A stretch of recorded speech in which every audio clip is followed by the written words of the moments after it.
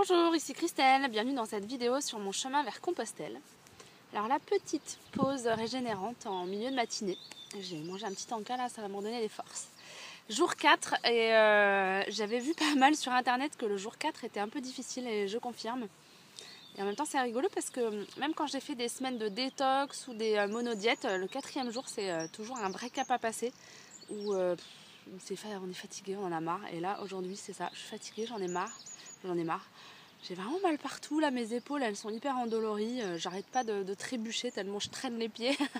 Donc je manque de me casser la figure, il faut que je fasse gaffe parce que je pourrais me faire mal. Donc un peu dur aujourd'hui et surtout hier soir là ça m'a pris la tête parce que les étapes du guide là dans les prochains jours sont un petit peu longues. Aujourd'hui il y avait 20 bornes, demain 30 et là je me sens pas en mesure de le faire. Donc, du coup j'ai voulu redécouper sur une quinzaine de kilomètres à chaque fois pour que ce soit plus digeste. Et en même temps, mais comme là je suis quand même dans la pampa, je traverse que des petits bleds, il n'y a pas d'hébergement. Donc je me suis retrouvée hier soir à devoir appeler l'office de tourisme qui m'a filé plein de numéros de chambres d'hôtes, à contacter les chambres d'hôtes, les hôtels, et puis je me faisais envoyer balader parce que c'est plein, parce qu'on est en vacances scolaires. Où il y a une dame dans la chambre d'hôtes, parce que certains font des tarifs pèlerins. Et là, donc c'était 75 € la nuit avec le petit-déj. Ça devait être très bien, sauf que moi, en termes de budget, si j'en suis à 100 € par jour, je vous laisse faire le calcul sur le mois, c'est pas possible. Donc je lui demande si elle a un tarif pèlerin, elle m'a pris de haut en disant non mais je suis sûre que vous allez trouver une chambre d'hôte moins chère.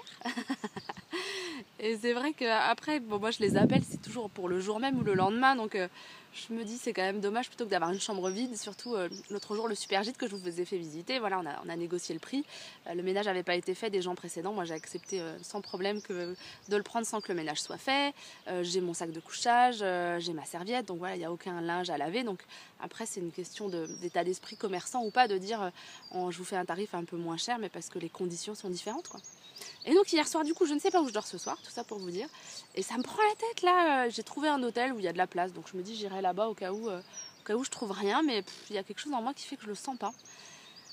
Et puis c'est chiant parce que voilà hier, ce qui est aussi pénible c'est qu'avec la fatigue ou la météo, je sais pas combien de kilomètres je vais faire. Hier j'ai fait un peu plus de 10 bornes et en fait j'étais en pleine forme donc j'aurais pu largement faire plus mais j'avais des gens qui m'attendaient donc c'était pas possible.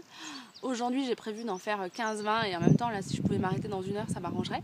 Donc du coup ça me pèse là de devoir de passer 1 heure par jour à regarder c'est quoi demain, combien il y a de kilomètres, où est-ce que je peux dormir. Ça me prend la tête. Donc là je sens qu'il faut que je lâche ça. Et c'est pas évident parce que ça veut dire ne pas savoir où je dors et laisser faire et faire confiance que je vais rencontrer des gens à un moment ou à un autre qui m'hébergeront et qu'il n'y aura pas de problème. Et ça c'est pas forcément simple. Mais je pense que c'est ce qui va se jouer aujourd'hui parce que tout le reste ça me prend la tête. Voilà pour le 4e jour, un petit peu fatiguée. Écoutez, merci d'avoir regardé cette vidéo, je vous embrasse, à bientôt.